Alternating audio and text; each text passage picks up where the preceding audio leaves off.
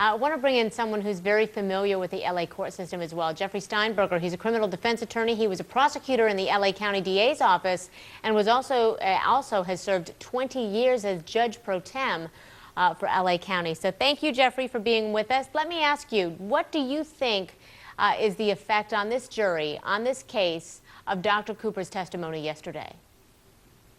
Well, Dr. Cooper's testimony yesterday was basically the icing on the cake.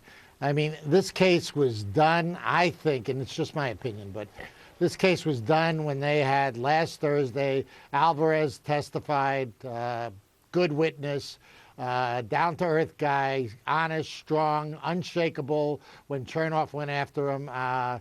This case, the nail in the coffin was that day when Alvarez testified that Conrad Murray, instead of calling 911, tried and to get rid of all the propofol that was in the saline bottle and asked Alvarez to help him obstruct justice and take away all the bottles of propofol that were in the house before calling 911.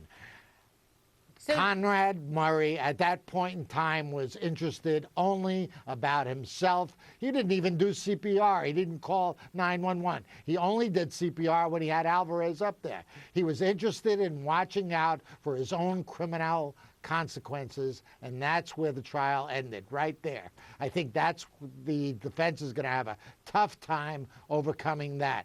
And the only way they're going to do that is probably at the end on a Hail Mary with Dr. White, who they're going to bring in as an expert at the end of the trial, who's going to testify some way, and I don't know how he's going to do that, that propofol is some way okay to give in a home setting, which every expert that's testified so far has said it's outrageous behavior to be giving that kind of drug, that kind of monster anesthetic in a home setting. They've said it, but it's not illegal. At the end of the day, technically, it is not illegal for him to be doing so. So with that said, from a defense standpoint, how would you try to counter that? Well, they're going to have to counter it. It doesn't, from a defense standpoint, they're going to have to counter it. It doesn't have to be illegal, and they can use that it's not illegal or codified or statute, and therefore that it was okay to do that. And it probably, there are a lot of things that are okay to do, but it doesn't mean that they're not statute or codified by any law, but they're just reckless. I mean, they're just totally reckless, and especially when you're talking about medicinal stuff that cause serious bodily harm or death.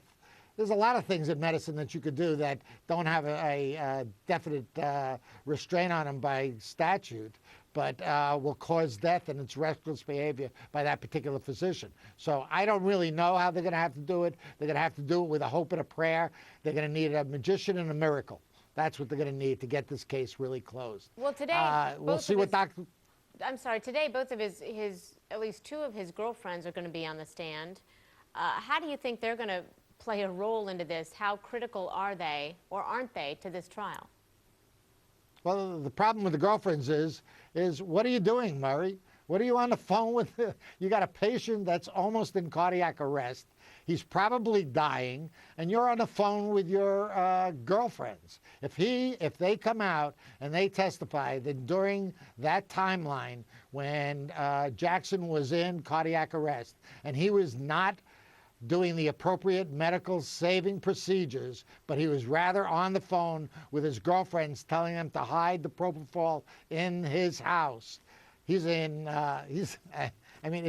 just worse than it was before. I mean, it's just absolutely outrageous, astounding conduct. If that testimony comes out, it's done deal. There's nothing even White could do at the end.